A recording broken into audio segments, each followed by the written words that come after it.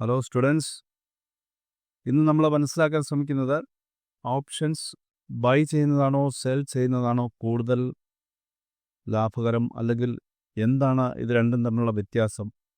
ഈ ഒരു വിഷയത്തെ നമ്മൾ കുറച്ച് ഡീറ്റെയിൽ ആയിട്ട് മനസ്സിലാക്കാൻ ശ്രമിക്കുകയാണ് ഇന്ന്.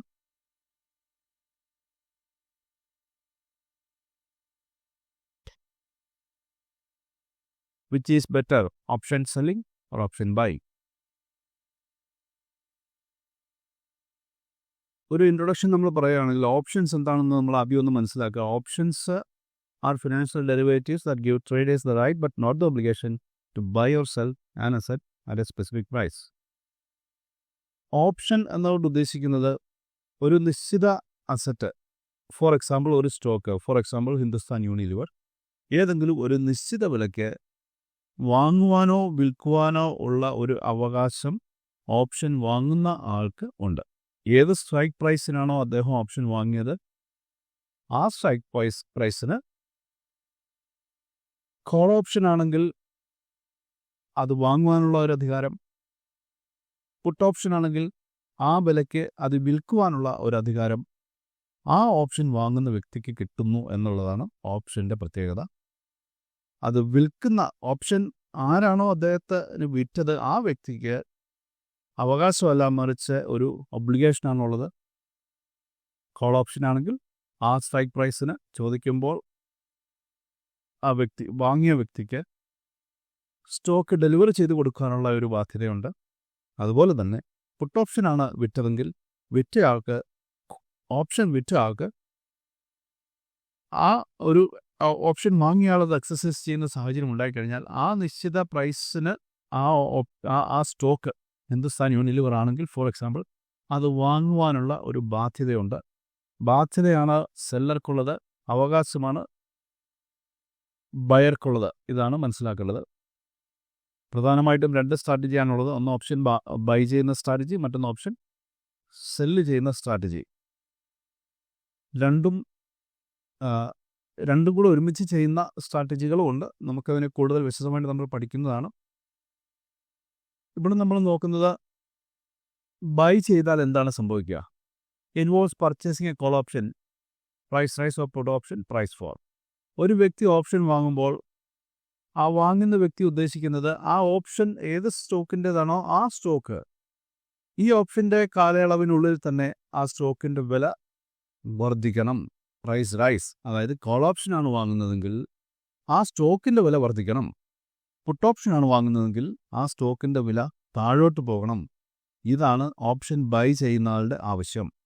Requires paying a premium for the right to execute option. അപ്പോൾ ആ ഓപ്ഷൻ വാങ്ങുമ്പോൾ ഒരു പ്രൈസ് കൊടുത്തിട്ടാണ് ഈ ഓപ്ഷൻ വാങ്ങുന്നത്. ഫോർ എക്സാമ്പിൾ 10 രൂപ കൊടുത്തിട്ട് ഹിന്ദുസ്ഥാൻ യൂണിലിവറിൻ്റെ ഒരു ഓപ്ഷൻ വാങ്ങുമ്പോൾ ആ 10 രൂപ കൊടുക്കുന്നുണ്ടല്ലോ, അത് സെല്ലർക്കാണ് ആ പൈസ കിട്ടുന്നത്. വാങ്ങുന്ന ആൾക്ക്, ഓപ്ഷൻ വാങ്ങുന്ന ആൾക്ക് ആ പ്രൈസ് 10 രൂപ അങ്ങോട്ട് കൊടുക്കേണ്ട ഒരു ബാധ്യതയാണുള്ളത്. അത് കൊടുത്തിട്ടാണ് വാങ്ങുന്നത്. അങ്ങനെ കൊടുക്കുന്ന ആ ഒരു എമൗണ്ടിന് പ്രീമിയം എന്നാണ് പറയുന്നത്. ഓപ്ഷൻ്റെ പ്രൈസിന് പറയുന്ന പേര് പ്രീമിയം എന്നാണ്. ആ പ്രീമിയം കൊടുക്കുന്നതുകൊണ്ടാണ് ഓപ്ഷൻ ബൈ ചെയ്യുന്നയാൾക്ക് ആ ഓപ്ഷൻ എക്സിക്യൂട്ട് ചെയ്യാനുള്ള അല്ലെങ്കിൽ എക്സർസൈസ് ചെയ്യാനുള്ള ഒരു അധികാരം കിട്ടുന്നത് അദ്ദേഹം ഈ പ്രീമിയം കൊടുത്ത് ഇത് ഓപ്ഷൻ വാങ്ങി കൈവശം വെക്കുന്നത് കൊണ്ടാണ്. Option selling or option by, ഏതാണ് മെച്ചപ്പെട്ടതെന്ന് നോക്കുകയാണ്. അഡ്വാൻറ്റേജസ് ഓഫ് ബൈയിങ് ഓപ്ഷൻസ് നമ്മളിപ്പോൾ കണ്ടു. ഓപ്ഷൻ ബൈ ചെയ്യുന്ന ആൾ പ്രീമിയം കൊടുക്കുന്നു, ഓപ്ഷൻ ബൈ ചെയ്ത് കൈവശം വെക്കുന്നു. അദ്ദേഹത്തിൻ്റെ ആവശ്യം കോൾ ഓപ്ഷനാണ് വാങ്ങിയതെങ്കിൽ പ്രൈസ് സ്റ്റോക്കിൻ്റെ കൂടുന്നു, പുട്ട് ഓപ്ഷനാണ് വാങ്ങിയതെങ്കിൽ സ്റ്റോക്കിൻ്റെ പൈസ താഴേക്ക് പോകുന്നു. ഇതാണ് അദ്ദേഹത്തിൻ്റെ ആവശ്യം. ഇതിൻ്റെ മെച്ചങ്ങൾ എന്താണ്? ലിമിറ്റഡ് റിസ്ക് ആണ്. Loss is cap at the premium paid. ഏത് പ്രീമിയമാണോ നമ്മൾ കൊടുക്കുന്നത്, പ്രീമിയം കൊടുത്തിട്ടാണ് ഓപ്ഷൻ വാങ്ങുന്നത്, കൂടി വന്നാൽ അത്രയും മാത്രമാണ് അദ്ദേഹത്തിന് നഷ്ടം വരുന്നത്. Limited risk. അപ്പോൾ എത്ര രൂപ നഷ്ടം വരും എന്നുള്ള കാര്യം, കച്ചവടം നമുക്ക് അനുകൂലമായിട്ട് വന്നില്ലെങ്കിൽ, ബയർക്ക് അനുകൂലമായിട്ട് വന്നില്ലെങ്കിൽ എത്ര രൂപ നഷ്ടം വരും എന്നുള്ള കാര്യം ഈ ഓപ്ഷനിൽ ഏർപ്പെടുമ്പോൾ തന്നെ മനസ്സിലാവും. എത്ര രൂപ കൊടുത്തിട്ടാണോ ഇത് വാങ്ങിയത് അത്രയുമാണ് മാക്സിമം അതിനകത്ത് വരുന്ന നഷ്ടം. അതിനപ്പുറത്തോട്ടൊരു പൈസ പോലും നഷ്ടം വരത്തില്ല. അതാണ് ലിമിറ്റഡ് റിസ്ക്. ഇതാണ് ഒരു അഡ്വാൻറ്റേജ്. അടുത്തൊരു advantage high reward potential. Gains from significant price movements. ഇത് നമ്മൾ സെപ്പറേറ്റ് പഠിക്കേണ്ട ഒരു വിഷയം തന്നെയാണ്. നമ്മൾ ഇവിടെ കണ്ടു പ്രൈസ് റൈസ് ആണ് ഉദ്ദേശിക്കുന്നതെങ്കിൽ കോൾ ഓപ്ഷൻ വാങ്ങി വെക്കണം. അങ്ങനെയെങ്കിൽ നമ്മൾ വാങ്ങിയ ഓപ്ഷൻ്റെ വില അല്ലെങ്കിൽ ആ സ്റ്റോക്കിൻ്റെ വില ക്രമാതീതമായിട്ട് വളരെ വലിയ രീതിയിൽ ഒരു വർധനവ് ആ ഒരു പീരീഡിൽ ഉണ്ടായാൽ തീർച്ചയായിട്ടും നമ്മൾ വാങ്ങിയ ഓപ്ഷൻ്റെ വില പല മടങ്ങ് വർദ്ധിച്ചിട്ടുണ്ടാവും. ഡിപ്പെൻഡിങ് അപ്പോൾ എത്രയാണോ മൂവ്മെൻറ്റ് നടന്നത് അതിനെ അനുസരിച്ചാണ് അവിടെ മൂവ്മെൻറ്റ് നടക്കുന്നത്, നമ്മുടെ ഓപ്ഷൻ്റെ മൂവ്മെൻറ്റ് നടക്കുന്നത്. അതിനനുസരിച്ച് വളരെ വലിയ രീതിയിലുള്ള ഒരു റിവാർഡ് കിട്ടാനുള്ള ഒരു പൊട്ടൻഷ്യൽ ഉണ്ട് എന്ന് മാത്രമാണ്. പൊട്ടൻഷ്യൽ മീൻസ് ഒരു ചെറിയൊരു സാധ്യത എവിടെയുണ്ട്.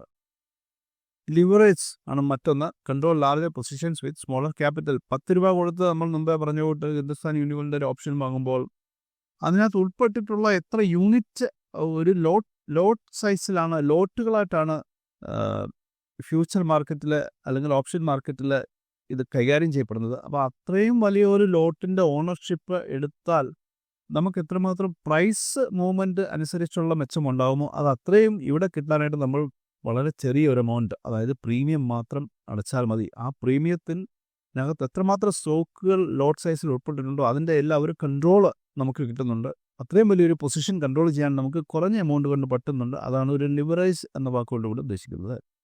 Directional Betz suitable for strong market predictions. നമ്മൾ ഒരു ബയർ എന്നുള്ള നിലയിൽ നമ്മൾ ഒരു കാഴ്ചപ്പാട്, ഒരു മാർക്കറ്റ് വ്യൂ നമ്മൾ എടുത്താൽ ആ വ്യൂ കറക്റ്റായിട്ട് ആ വ്യൂ സംഭവിക്കുകയാണെങ്കിൽ തീർച്ചയായിട്ടും നമുക്ക് മെച്ചമുണ്ടാവും. അതുകൊണ്ട് തന്നെ ഒരു ഡയറക്ഷണൽ ആയിട്ടുള്ള ഒരു മൂവ്മെൻ്റ് ആണ് നമ്മൾ പ്രതീക്ഷിക്കുന്നതെങ്കിൽ നമുക്ക് ബൈ ചെയ്യാനുള്ളൊരു അവസരമുണ്ട്.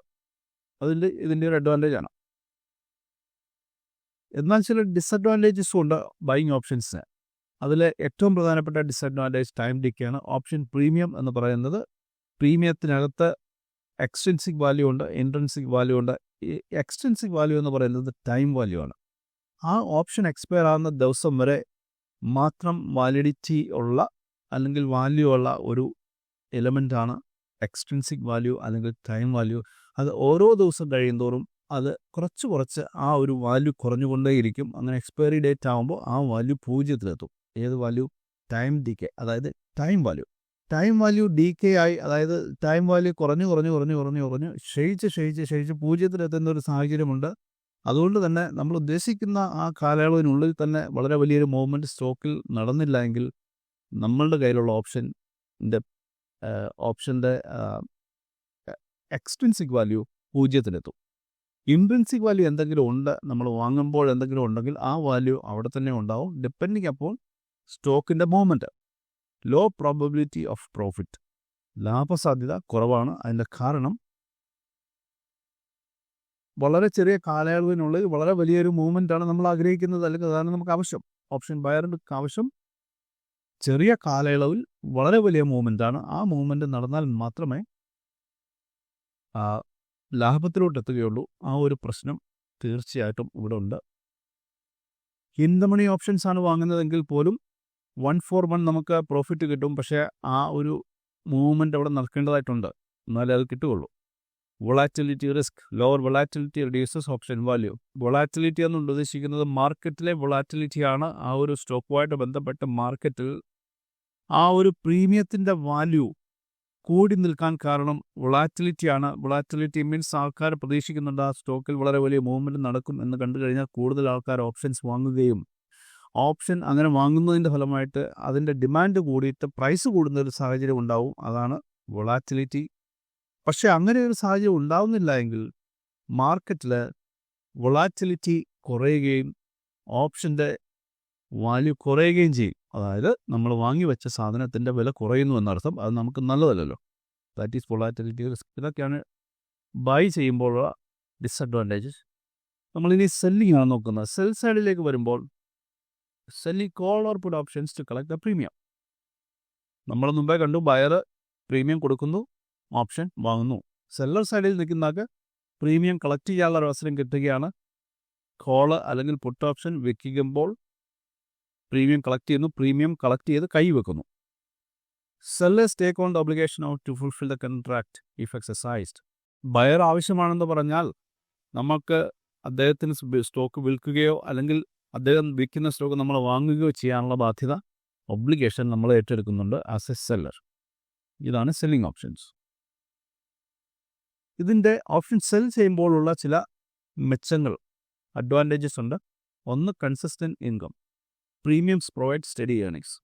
ഇവിടെ ഇതുകൊണ്ട് നമ്മൾ മനസ്സിലാക്കേണ്ടത് നിരന്തരം നമുക്ക് പണം കിട്ടിക്കൊണ്ടിരിക്കും. ആ പണം തിരിച്ചു കൊടുക്കേണ്ട സാഹചര്യം വന്നാൽ മാത്രമേ നമ്മൾ തിരിച്ചു കൊടുക്കുന്നുള്ളൂ. അല്ല എങ്കിൽ ആ പണം നമ്മുടെ കൈവശം നമ്മുടെ വരുമാനത്തിൻ്റെ ഭാഗമായിട്ട് മാറും. അതാണ് ഇതിനകത്ത് ഉദ്ദേശിക്കുന്നത്. കൺസിസ്റ്റൻ്റ് ആയിട്ട് നമുക്ക് ഈ പ്രീമിയം കിട്ടിക്കൊണ്ടിരിക്കും. തിരിച്ചു കൊടുക്കേണ്ട സാഹചര്യങ്ങൾ ഒഴിവാക്കാൻ പറ്റുന്ന രീതിയിൽ നമ്മൾ ട്രേഡ് ചെയ്യുക എന്നുള്ളതാണ് നമ്മുടെ ആവശ്യം. അവിടെയാണ് നമുക്ക് ഇതിനകത്ത് പഠിക്കേണ്ടി വരുന്നത്. അടുത്ത പോയിന്റ് ടൈം ഡിക്കേ ആണ്. ടൈം ഡിക്കേയുടെ ദോഷം ബയർ കൊണ്ടെന്ന് നമ്മളിവിടെ മനസ്സിലാക്കിയിട്ടുണ്ട്. Time decay is A disadvantage. അത് ബയറിൻ്റെ ഡിസഡ്വാൻറ്റേജ് ആണ്, പക്ഷേ സെല്ലറുടെ അഡ്വാൻറ്റേജ് ആണ്. കാരണം സെല്ലർക്ക് അനുകൂലമായിട്ട് ടൈം ഡിക്കേ ബെനിഫിറ്റ് വർക്ക് ചെയ്യുന്നുണ്ട്. ഓരോ ദിവസം കഴിയുന്തോറും നമ്മൾ വിറ്റ ഓപ്ഷൻ്റെ വില കുറഞ്ഞുകൊണ്ടിരിക്കും. നമ്മൾ വിറ്റ സാധനം ഷോർട്ടാണ് നമ്മൾ ചെയ്യുന്നത്, അത് തിരിച്ച് വാങ്ങിയാണ് നമ്മൾ സ്ക്വയർ ഓഫ് ചെയ്യുന്നത്. അപ്പോഴേക്കും അതിൻ്റെ ടൈം ഡിക്കേ എക്സ്പയറി ഡേ ആകുമ്പോഴത്തേക്കും ടൈം ഡിക്കേ ആയി 0-ലെത്തുകയും അങ്ങനെ ഓപ്ഷൻ്റെ വില കുറയുകയും ചെയ്യും. അത് നമുക്ക് അനുകൂലമായിട്ട് സെല്ലർക്ക് അനുകൂലമായിട്ട് വർക്ക് ചെയ്യും. ഹൈ പ്രോബബിലിറ്റി ഓഫ് പ്രോഫിറ്റ്, ലാഭസാധ്യത കൂടുതലാണ്. Many options expire worthless. എല്ലാ ഓപ്ഷൻസിൻ്റെ പലതരത്തിലുള്ള ഓപ്ഷൻസ് ഉണ്ട്. Far out of money, in the money, near the money, deep in the money, ഇങ്ങനെയുള്ള ഏത് ഓപ്ഷൻസ് ആണെങ്കിലും ഏത് ഓപ്ഷൻസിൻ്റെ ഒരു എലിമെൻ്റായിട്ടും പിന്നെ ടൈം വാല്യൂ ഉണ്ട്. ആ ടൈം വാല്യൂ എല്ലാം തന്നെ 0-ലെത്തും. ബാക്കിയുള്ള വളരെ വലിയ രീതിയിലുള്ള മൂവ്മെൻറ്റ് വന്നാൽ മാത്രമേ ഓപ്ഷൻ ബയർക്ക് അനുകൂലമായിട്ട് കച്ചവടം വർക്കാവുകയുള്ളൂ. ആ സാഹചര്യങ്ങളിൽ മാത്രമാണ് ഓപ്ഷൻ സെല്ലർക്ക് നഷ്ടങ്ങൾ ബുക്ക് ചെയ്യേണ്ടി വരുന്ന ഒരു സാഹചര്യമുള്ളത്. അതാണ് ഹൈ പ്രോബബിലിറ്റി ഓഫ് പ്രോഫിറ്റ്. അല്ലെങ്കിൽ പലപ്പോഴും ലാഭത്തിൽ തന്നെയാണ് അദ്ദേഹം നിൽക്കാനുള്ള സാധ്യതകളുള്ളത്. Market neutral strategies. നമ്മൾ ബയറുടെ കേസിൽ നമ്മൾ കണ്ടു, മാർക്കറ്റ് ന്യൂട്രൽ സ്ട്രാറ്റജീസ് അവിടെ വർക്കബിൾ അല്ല. മൂവ്മെൻ്റ് ഉണ്ടെങ്കിൽ മാത്രമേ, ഡയറക്ഷണലായിട്ടുള്ള മൂവ്മെൻ്റ് ഉണ്ടെങ്കിൽ മാത്രമാണ് ഓപ്ഷൻ ബൈ ചെയ്തേക്കാൻ ലാഭമുള്ളത്. പക്ഷേ സെല്ലറിനെ സംബന്ധിച്ചിടത്തോളം ഓപ്ഷൻ മൂവ് ചെയ്യാതിരുന്നാൽ അതാണ് ഏറ്റവും നല്ലത്. കാരണം ഓപ്ഷൻ സെല്ലർക്ക് വളരെ നല്ല ലാഭം ഉണ്ടാവും. ഇൻ ദ മണി ഓപ്ഷൻസിൻ്റെ കാര്യമല്ല പറയുന്നത്, നിയർ ദ മണി അല്ലെങ്കിൽ ഔട്ട് ഓഫ് ദ മണിയൊക്കെ ഓപ്ഷൻസിന് മാർക്കറ്റ് ന്യൂട്രൽ സ്ട്രാറ്റജീസ് ആണ് നല്ലത്. ഫ്ലാറ്റ് മാർക്കറ്റ്, അതായത് വലിയ മൂവ്മെൻ്റ് ഇല്ലാത്ത മാർക്കറ്റിൽ മെച്ചം ഉണ്ടാക്കാനുള്ള ഒരു സാധ്യത ഓപ്ഷൻ സെല്ലിങ്ങിലുണ്ട്. ചില ഡിസഡ്വാൻറ്റേജസ് പക്ഷേ ഉണ്ട്. അൺലിമിറ്റഡ് റിസ്ക് ആണ്. ലാഭസാധ്യത പിന്നെ പ്രോബബിലിറ്റി കൂടുതലാണെങ്കിലും റിസ്കിലേക്ക് വരുമ്പോൾ വലിയ നഷ്ടങ്ങൾ ഉണ്ടാകാനുള്ള സാധ്യതകളുണ്ട്. അത് പലപ്പോഴും ഈ വൺസ് ഇൻ എ വൈൽ വളരെ വലിയ രീതിയിലുള്ള മൂവ്മെൻറ്റ് നടക്കുമ്പോഴാണ് ഓപ്ഷൻ ബയർക്ക് ലാഭം ഉണ്ടാകുന്നത്. ആ സാഹചര്യത്തിൽ ഓപ്ഷൻ സെല്ലർക്ക് നഷ്ടമുണ്ടാവും. അൺലിമിറ്റഡ് എന്ന് പറയുമ്പോൾ നമ്മൾ കോൾ ഓപ്ഷനാണ് നമ്മൾ വിൽക്കുന്നതെങ്കിൽ തീർച്ചയായിട്ടും അൺലിമിറ്റഡ് ആണ്. കവർ ചെയ്യുക. Naked selling means, naked selling എന്ന് ഉദ്ദേശിക്കുന്നത് നമ്മൾ പ്രൊട്ടക്ഷനൊന്നും എടുക്കാതെ, അതായത് ഒരു സ്റ്റോക്ക് വാങ്ങി വെക്കാതെ കോൾ ഓപ്ഷൻ വിറ്റാൽ അത് നേക്കഡ് സെല്ലിംഗ് ആണ്. സ്റ്റോക്ക് വാങ്ങി വെച്ചിട്ടാണ് നമ്മൾ കോൾ ഓപ്ഷൻ വിൽക്കുന്നതെങ്കിൽ അത് കവേർഡ് കോളാണ്. മറ്റൊരു സിറ്റുവേഷൻ, നമ്മൾ കോൾ ഓപ്ഷൻ വിറ്റതിന് ശേഷം ഒരു ഹയർ സ്ട്രൈക്കിലുള്ള മറ്റൊരു ചെറിയ പ്രീമിയത്തിൻ്റെ ഒരു കോൾ ഓപ്ഷൻ വാങ്ങി വെച്ചാൽ നമ്മളുടെ നഷ്ടസാധ്യത കുറയ്ക്കുന്നുണ്ട്. പക്ഷേ അതും ചെയ്യാതെ വെറുതെ നമ്മൾ കോൾ ഓപ്ഷൻ വിറ്റ് കഴിഞ്ഞാൽ അത് നേക്കഡ് സെല്ലിംഗ് ആണ്. അത് അൺലിമിറ്റഡ് റിസ്ക് തന്നെയാണ്. പക്ഷേ നമ്മൾ നേക്കഡ് പുട്ടാണ് വിൽക്കുന്നതെങ്കിൽ അത് അൺലിമിറ്റഡ് റിസ്ക് എന്ന് പറയാൻ കഴിയത്തില്ല. നമ്മൾ ഓരോ സ്റ്റോക്കിൻ്റെയും വില മാക്സിമം താഴോട്ട് പോകാൻ പറ്റുന്നത് 0 വരെ മാത്രമാണ്. അവിടം വരെയുള്ള റിസ്ക് മാത്രമാണ് നമുക്ക് പുട്ട് ഓപ്ഷൻ വിൽക്കുമ്പോൾ ഉള്ളത്. പക്ഷേ കോൾ ഓപ്ഷൻ വിൽക്കുമ്പോൾ നേക്കഡ് ആണെങ്കിൽ അൺലിമിറ്റഡ് റിസ്ക് തന്നെയാണ്. മാർജിൻ റിക്വയർമെൻറ്റ്സ് ഉണ്ട്. പ്രീമിയം നമ്മൾ കൊടുത്തു കഴിഞ്ഞാൽ നമുക്ക് ബയർ എന്നുള്ള നിലയിൽ ഓപ്ഷൻ വാങ്ങാൻ പറ്റും. പക്ഷേ വിൽക്കാൻ ചെല്ലുമ്പോൾ ആ പ്രീമിയം എമൗണ്ട് പോരാ. ആ ഒരു ലോട്ട് സൈസിന് നിഷ്കർഷിച്ചിട്ടുള്ള ഒരു എമൗണ്ട് ഉണ്ട്. അത് കൊടുത്താൽ മാത്രമേ നമുക്ക്, ആ മാർജിൻ മെയിൻറ്റെയിൻ ചെയ്താൽ മാത്രമേ നമുക്ക് ഓപ്ഷൻ സെൽ ചെയ്യാൻ കഴിയുള്ളൂ. വൊളാറ്റിലിറ്റി റിസ്ക് ആണ് മറ്റൊന്ന്. Increased volatility can lead to losses. Volatility കൊണ്ട് ഉദ്ദേശിക്കുന്നത് മാർക്കറ്റിൽ ഡിമാൻഡ് കൂടിയിട്ട് ഓപ്ഷൻ്റെ പ്രൈസ് വർദ്ധിക്കുന്ന സാഹചര്യമാണ്. അതിൻ്റെ കാരണം എന്ത് വേണമെങ്കിലോ ഇൻസ്ട്രുമെൻറ്റിൻ്റെ മൂവ്മെൻ്റ് അല്ല ഉദ്ദേശിക്കുന്നത്. സ്റ്റോക്ക് മൂവ് ചെയ്യാതെ തന്നെ മാർക്കറ്റിലെ മറ്റ് ചില വ്യൂ പോയിൻറ്റിൻ്റെ അടിസ്ഥാനത്തിൽ ഡിമാൻഡ് കൂടിയാൽ ഓപ്ഷൻ്റെ പ്രൈസ് കൂടാനുള്ള സാധ്യത അത് നമുക്ക് നല്ലതല്ല. കാരണം നമ്മൾ വിറ്റ സാധനത്തിൻ്റെ പ്രൈസ് കുറയുന്നതാണ് നമുക്ക് നല്ലത്. കാരണം എന്നാൽ മാത്രമേ നമുക്ക് കുറഞ്ഞ വിലയ്ക്ക് തിരിച്ച് വാങ്ങി സ്ക്വയർ ഓഫ് ചെയ്യാൻ പറ്റുകയുള്ളൂ. കോംപ്ലക്സിറ്റിയാണ് മറ്റൊന്ന്. Requires advance knowledge and hedging. Option by ചെയ്യുമ്പോൾ ഒരുപാട് കാര്യങ്ങളൊന്നും അറിയേണ്ട ഒരു ആവശ്യം നമുക്ക് വിജയിക്കാൻ ആവശ്യമാണ് എങ്കിൽ തന്നെ നമ്മുടെ റിസ്ക്കുമായിട്ട് കമ്പയർ ചെയ്യുമ്പോൾ നമ്മുടെ നഷ്ടസാധ്യത ആ ബൈ ചെയ്യാൻ ഉപയോഗിച്ച പ്രീമിയം മാത്രമാണ്. പക്ഷേ സെൽ ചെയ്യുമ്പോഴേക്കും ഒരുപാട് കാര്യങ്ങൾ നമ്മൾ അറിഞ്ഞ് കണ്ട് ഒരുപാട് സ്ട്രാറ്റജികൾ മനസ്സിലാക്കിയിട്ട് വേണം നമ്മൾ ചെയ്യാനായിട്ട്. കാരണം ഇതിനകത്ത് അൺലിമിറ്റഡ് റിസ്ക് ഉണ്ട് എന്നുള്ളത് തന്നെയാണ്. നമ്മളൊരു കമ്പാരിസൺ നടത്തുകയാണെങ്കിൽ ഓപ്ഷൻ ബൈങ്ങും ഓപ്ഷൻ സെല്ലിങ്ങും തമ്മിൽ റിസ്കിൻ്റെ കാര്യത്തിൽ ഓപ്ഷൻ ബൈ ചെയ്യുമ്പോൾ പ്രീമിയം പെയ്ഡ് എത്രയാണോ അത് മാത്രമാണ് നമ്മുടെ റിസ്ക്. പക്ഷേ ഓപ്ഷൻ സെല്ലിങ്ങിൽ നമ്മളിപ്പോൾ കണ്ടതുകൂട്ട് പൊട്ടൻഷ്യലി അൺലിമിറ്റഡ് ആണ്. നേക്കഡായിട്ട് നമ്മൾ ചെയ്യുമ്പോൾ കവർ ചെയ്യേണ്ട സാഹചര്യങ്ങളുണ്ട്. അപ്പോൾ അതനുസരിച്ച് റിസ്ക് നമുക്ക് മനസ്സിലാക്കിയെടുത്ത് കൺട്രോൾ ചെയ്യാൻ പറ്റും. റിവാർഡിൻ്റെ കാര്യത്തിൽ നമുക്ക് കിട്ടുന്ന പ്രതിഫലം വളരെ ഹൈ പ്രതിഫലമാണ് കിട്ടാൻ സാധ്യതയുള്ളത് ഓപ്ഷൻ ബൈങ്ങിൽ. പക്ഷേ അതിൻ്റെ സാധ്യത കുറവാണെന്നേ ഉള്ളൂ. വൺസ് ഇൻ എ വൈൽ അങ്ങനെയുള്ളൊരു പൊട്ടൻഷ്യൽ അവിടെയുണ്ട്. പക്ഷേ പ്രീമിയം നമുക്ക് എത്ര കിട്ടിയിട്ടുണ്ടോ അത് മാത്രമാണ് നമ്മുടെ പ്രോഫിറ്റ്. ഓപ്ഷൻ സെല്ലിങ്ങിൽ അതിൽ കൂടുതൽ ഒരു പൈസ പോലും കിട്ടാനുള്ള സ്കോപ്പില്ല. ക്യാപിറ്റലിൻ്റെ കേസിൽ ഓപ്ഷൻ ബൈങ്ങിൻ്റെ കേസിൽ നമുക്ക് ആ ഓപ്ഷൻ ബൈ ചെയ്യാൻ എത്ര പണം ആവശ്യമാണോ ഓപ്ഷൻ്റെ പ്രൈസ് അത് മാത്രമാണ് നമുക്ക് ആവശ്യം. പക്ഷേ ഓപ്ഷൻ സെല്ലിങ്ങിലേക്ക് വരുമ്പോൾ മാർജിൻ മെയിൻറ്റെയിൻ ചെയ്യേണ്ടതായിട്ടുണ്ട്. Time sensitivity works against buyers. Time ഡി കെയുടെ കാര്യമാണ് പറഞ്ഞത്. ടൈം ഡി കെ ബയേഴ്സിന് അഗെയിൻസ്റ്റ് ആണ്. ബയേഴ്സിന് നല്ലതല്ല, പക്ഷേ സെല്ലേഴ്സിന് നല്ലതാണ് ടൈം ഡി കെ. വൊളാറ്റിലിറ്റി. ബയേഴ്സിന് വൊളാറ്റിലിറ്റി കൂടുന്നത് നല്ലതാണ്. കാരണം ഓപ്ഷൻസിൻ്റെ ഡിമാൻഡ് കൂടുമ്പോൾ പ്രൈസും കൂടുന്നുണ്ട്. അദ്ദേഹം വാങ്ങിയ സാധനത്തിൻ്റെ വില കൂടുന്നു, നല്ലതാണ്. പക്ഷേ സെല്ലേഴ്സിന് നല്ലതല്ല. അതാണൊരു കമ്പാരിസൺ. നമുക്ക് ഏതാണ് നല്ലത്? It is better for you. അത് നമ്മളുടെ വ്യൂ അനുസരിച്ച് അത് മാറിക്കൊണ്ടിരിക്കും. Traders expecting high volatility and directional moves. Buy ചെയ്യുന്ന വ്യക്തി ഏതെങ്കിലും ഒരു നിശ്ചിത ഡയറക്ഷനിലോട്ട് ഒരു സ്റ്റോക്ക് മൂവ് ചെയ്യുന്നുണ്ട്, അല്ലെങ്കിൽ എങ്ങോട്ടെങ്കിലും ഇത് വളരെ വലിയ രീതിയിൽ മൂവ് ചെയ്യുന്നുണ്ട് എന്നൊക്കെ മനസ്സിലാക്കിയാൽ പോലും അദ്ദേഹത്തിന് ഓപ്ഷൻസ് അതനുസരിച്ച് ബൈ ചെയ്യാൻ ഉള്ള ഒരവസരമുണ്ട്. പിന്നെ ചെയ്യാൻ പറ്റുന്ന മറ്റൊന്ന് ഹെഡ്ജ് ചെയ്യാൻ വേണ്ടിയാണ്. ഫോർ എക്സാമ്പിൾ, ഒരു ഫ്യൂച്ചർ ഷോർട്ട് ചെയ്ത് കഴിഞ്ഞാൽ അതിൻ്റെ റിസ്ക് അപ്സൈഡാണ്. ഫ്യൂച്ചർ ഷോർട്ട് ചെയ്യുമ്പോൾ സ്റ്റോക്കിൻ്റെ വില താഴോട്ട് പോകണം, അതാണ് നമ്മൾ ഉദ്ദേശിക്കുന്നത്. മറിച്ച് മുകളിലേക്ക് പോകുമ്പോൾ ഉണ്ടാകുന്ന റിസ്ക് ഒഴിവാക്കാനായിട്ട് ഹെഡ്ജ് ചെയ്യാനായിട്ട് ഒരു ഹയർ ലെവലിൽ ഒരു കോൾ ഓപ്ഷൻ വാങ്ങാൻ പറ്റും. ആ കേസിനും ഓപ്ഷൻ ബൈ ചെയ്യേണ്ടി വരും. പ്രധാനമായിട്ടും ഈ രണ്ട് കേസിലാണ് ഓപ്ഷൻ ബൈ ചെയ്യേണ്ടി വരാറുള്ളത്. ഓപ്ഷൻ സെല്ലിങ്ങിൽ എക്സ്പീരിയൻസ് ട്രേഡേഴ്സ് വിത്ത് റിസ്ക് മാനേജ്മെൻറ്റ് സ്കിൽ, റിസ്ക് നന്നായിട്ട് മാനേജ് ചെയ്യാൻ അറിയാവുന്ന ആൾക്കാർ മാത്രമാണ്, കുറച്ചുകൂടെ വളരെ വിശാലമായിട്ടുള്ള അറിവ് നേടിയിട്ടുള്ള വ്യക്തികളാണ് ഓപ്ഷൻ സെല്ല് ചെയ്യാറുള്ളത്. Those seeking consistent income in law volatility markets. Volatility കുറവുള്ള ഇൻസ്ട്രുമെൻറ്റ്സിൽ നിരന്തരം ലാഭം ഉണ്ടാക്കാനുള്ള ചില സാധ്യതകളും ഓപ്ഷൻ സെൽ ചെയ്യുമ്പോൾ ആ ഒരു സാധ്യതയും മുതലെടുക്കുവാനായിട്ട് ഓപ്ഷൻ സെൽ ചെയ്യാൻ സാധ്യമാണ്. നമുക്കിതൊന്ന് കൺക്ലൂഡ് ചെയ്യാം. രണ്ട് സ്ട്രാറ്റജികളും അതിൻ്റേതായിട്ടുള്ള വ്യക്തമായിട്ടുള്ള ദോഷവശങ്ങളും നല്ല വശങ്ങളും അല്ലെങ്കിൽ റിസ്ക്കും ഒക്കെ ഉൾപ്പെടുന്നതാണ്.